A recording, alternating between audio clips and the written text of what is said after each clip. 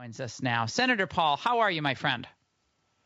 Good morning, Laura. Thanks for having me. Absolutely. So it's pretty clear that a lot of people, and look, I certainly don't agree with Donald Trump on some issues. Some of the things he said yesterday about Planned Parenthood, I certainly don't agree with, and he's been evolving on some issues over time. But am I concluding correctly that you think he's a fake conservative? Is that summing it up fairly well? I started in public life out of this Tea Party movement, and we were upset really primarily with Republicans who we thought were fake conservatives, Republicans who said they were going to be for less government, less debt, less programs, less adding to the central government, and then they got in power and they did the opposite. So when they voted for the bank bailout, that was really the key that got a lot of us moving in the Tea Party. So when the bank bailout was supported by many Republicans, including our nominee at the time, it horrified us who thought that, there's no reason for the middle class to be taxed for a bank bailout. But, Donald Trump was right there with them supporting the bank bailout, and he was supporting Obamacare when all of the Tea Party movement began. And so I lump him right in there with the rest of the fake conservatives. Now he's on the other side of the issue, but really a grown man who's changed his opinion just to run for office. You wonder, is he sincere or really is he a fake conservative? Well, what about Jeb Bush? Is he a fake conservative? No, I think he's just not a conservative, but I don't think he's trying to present himself as one. So I think he is sincerely part of the establishment. He is sincerely a moderate, and, we'll see how that goes. But I guess what troubles me is that the 90% of us that are unhappy with government, unhappy with the establishment, unhappy with the Republican establishment, think somehow Trump could be the answer. But this is a guy who gives money to the Clintons, buys and sells politicians, and really he'll tell you, frankly, yeah, give them money because so they'll do whatever the hell I tell them to do. And then that's what's wrong with Washington is people are being bought and sold, but the people buying are just as equally culpable as those who are selling access. Right, but what my point here is that much of what you're saying applies to Jeb Bush, but Jeb Bush pretty much didn't have a glove laid on him in terms of your response or any of the other competitors' response on stage at that debate. I'm not talking about the moderators, but he's a guy who won't rule out a tax increase. He's a guy who has a lot of his brother's advisors on foreign policy working for him. He's a guy who wasn't with any of us on these big Tea Party fights over the last several years. In fact, he was making disparaging comments about the Tea Party. He's for essentially open borders. He's for a limitless supply of foreign workers coming into the country. He wasn't really there at all on issues like Obamacare, certainly on the opposite side of you of the NSA surveillance issue. So given the fact that guy has $120 million in the bank, don't you think that's the guy you should be focusing on? And that further burnishes your credentials as a strong, more populist, anti-establishment figure than Donald Trump? I guess if you look at the threat that confronts us at the moment, right now I don't think Jeb Bush is a threat because I think Jeb Bush is a moderate and I think people know it. And I don't think people will mistake who Jeb Bush is. So I think he will be fair game and is fair game. And well, Eric Erickson really just said, Senator, Eric Erickson, sorry I'm interrupting, but Eric Erickson just got up there and said on Saturday at Red State Forum that he was the most conservative governor in the United States when he was governor. You got Pete Weiner and Mike Gerson, all these guys, these old Bushies out there. They're nice people, but they're like, this guy is a conservative, and he is smart, and he's forward-thinking, he's innovative, he has a dynamic approach to policymaking, he's aspirational and it will be inspirational.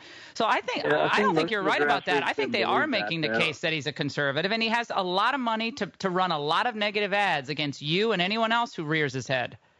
Yeah, I think that most people don't actually believe that the Bushes are conservative, and I think most people realize that he's for more central control of education. He's for enlarging the Department of Education. His brother doubled the size of the Department of Education, his belief in Common Core. So, no, I think most conservatives, I travel the hustings every day, and as I talk to voters in New Hampshire, they don't perceive Bush as a conservative. They know he's an establishment moderate.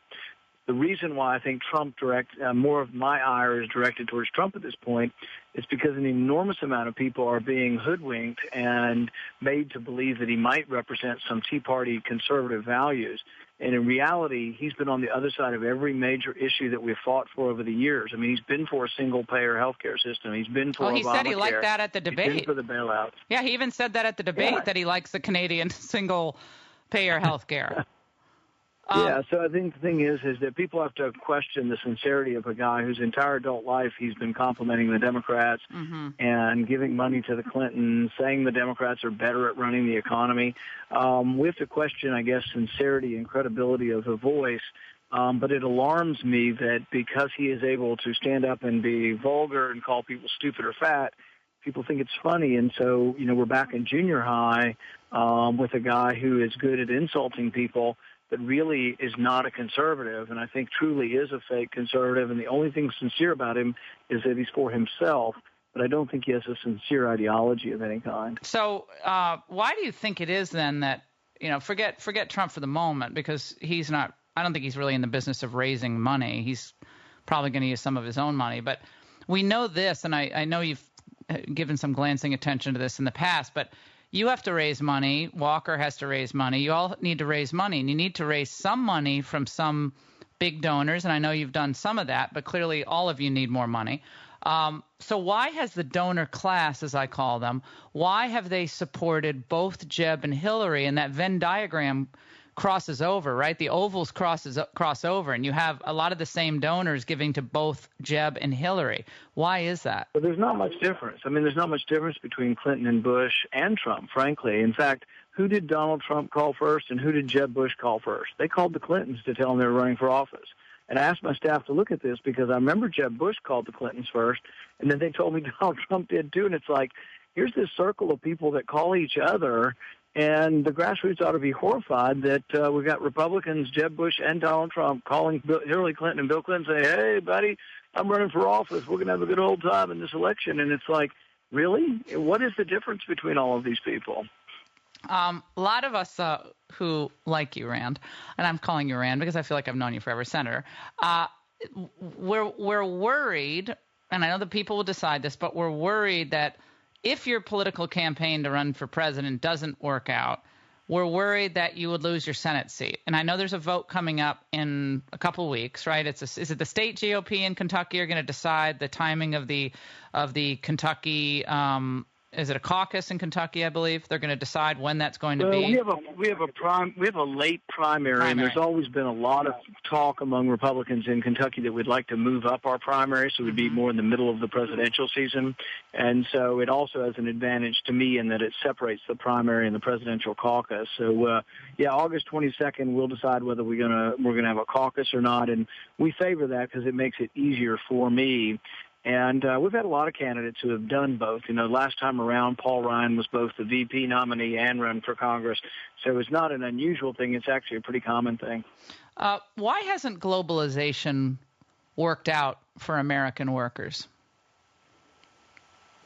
I think it depends on, how you look at it and where you look, whether or not trade is good or not. Trade helps the consumer, in the sense that as we have trade, you get lower consumer prices, and there definitely is a benefit from trade. But there are losses, and I think right now the biggest loss we're having is as we lose American jobs overseas and American companies, is they're being chased away by our tax code. That's why I've said let's replace the tax code. We tax our businesses 35%. I would replace that with a flat rate of 14.5%. I think you'd stem the tide, and you'd actually see companies actually wanting to come to America to create jobs again. But we chase them out of here with a complex tax code that's the highest in the world, and also a regulatory burden that's higher than anywhere in the world. And so that's why I've said let's get rid of the whole tax code and replace it with one single page, 14.5% for businesses and 14.5% for individuals. But let's say that happens, and that would be fabulous. And then you still have, as we know, China doing everything it can to distort the marketplace, now devaluing its currency again. And it has done this consistently over the last 20 years. When we have a market system in our country that's tied so closely to China, which is not really a market economy at all, it's more state-run capitalism. how does that market operate efficiently? Because we have had an enormous bleed of jobs overseas. And when China devalues its currency, even with a much lower tax burden, China has an outsized influence and skews the free market economy as we would like to see it operate. I see no reason why you can't make rules based on, trying to prevent currency manipulation when you discuss trade. Now, it's easier to talk about that than it is actually to enforce it. And I ask people all the time, how would we actually enforce that? And the question is then when they respond and say, well, we manipulate our currency, how do we say that quantitative easing really isn't also a manipulation of our currency? Yeah, but in the end, I'm talking about this because I think this is one of the most important issues that never gets discussed in a campaign. Because I think most, people who are maybe 49 and older, right, who either lost a job to globalization or, maybe in Ohio, maybe they're in Michigan. I'm here in Minnesota where the economy is actually doing pretty well. But they feel like they've been left behind. And they're just kind of ready to throw up their hands. And maybe that's why some of them are going for Trump. I don't know. But they just feel like, the whole system's left them behind. They keep hearing from the Bushes that trade is going to be so great and wages are going to go up. And meanwhile, we have a flood of, mostly indigent people coming into the country. But ultimately, sort of we have to decide, though, what kind of tax system is our high tax system with the highest tax rate in the world? Is that going to scare jobs away? Is that going to chase companies away? And, Trump came out this week and says he's sort of for shifting the burden around, simplifying it, but not necessarily reducing taxes. In fact, he's been for increasing taxes on those who own businesses.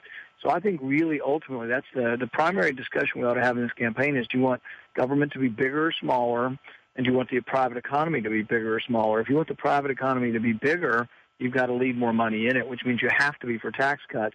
And I can tell you in Washington, not one Republican who runs a tax committee or is in charge of tax policy is for tax cuts anymore. They're for revenue-neutral tax reform, which means we shift the burden around, but the ultimate result is neutral for the economy. And I tell people, if that's what we're for, I'm just going home because I'm not interested in shifting the burden around. I want government to be smaller, which means I want taxes to be dramatically lower. Do you agree with Jeb yesterday where he clearly laid out a very aggressive, I would say forward-leaning viewpoint about what we should be doing in the Middle East? We should have a much more active role in the Middle East. Do you agree with him? I think the number one thing we ought to understand about the Middle East is that every time we've gone in and toppled a secular dictator, we've gotten chaos and the rise of radical Islam. We've made ISIS stronger. Right now ISIS rides around in $1 billion worth of our Humvees. So I think that most of our interventions over there have backfired on us. I argued against sending arms into the Islamic rebels in Syria because they were fighting alongside al-Qaeda, fighting alongside ISIS. So, no, I think the only way they are ultimately defeated over there, we can help. We can help the Kurds, and I think arming the Kurds directly would be a good idea. But as far as the boots on the ground, I'd rather see Arab boots on the ground, and I'm not about to send our young men and women over there. I just think they've been killing each other for 1,000 years. I think that they'll keep killing each other for another 1,000 years. We need to defend America, American interest, American embassies, American soldiers. But if you want another land war over there, you got plenty of other Republicans you can vote for because I'm not sending our troops back over there. Senator, I just couldn't believe what I heard yesterday, though. It was, okay, winning against Hillary is we're going to relitigate the Iraq War? Really? Is that the way we're going to beat the Clintons? Because I can write that script really, really quickly about how that's going to end. The problem is both Bush and Clinton, there's not a lot of difference. They both want to be at war in the Middle East. Clinton was a huge cheerleader for the Libyan war. She's a huge cheerleader for getting involved in the Syrian war. And really those have backfired. We are less safe now. Libya is a completely failed state. ISIS, a third of Libya pledges allegiance to ISIS. We are more likely to be attacked by someone out of Libya now than we ever were under Gaddafi. But this is Clinton-led. Clinton also wanted to be at war in Syria. So Clinton is as eager for war as many on the other side of the aisle, and that's the real problem. I'm the only candidate out there that will try to keep us out of war in the Middle East, and that is a distinction, and we'll see if that's popular or not. Senator Rand Paul in New Hampshire, best of luck out there. It's great to talk to you as always. Always open door. Thanks so much. Thanks, Laura, and congratulations on Live Set. I was just on it looking at some of the stuff on there, and one of the interesting things I saw is that you're talking about millionaires living in public housing, and that's something we've been complaining about as well. Oh, love it. Say hi to my old home state for at least 4 years in New Hampshire. Love having you on. We'll take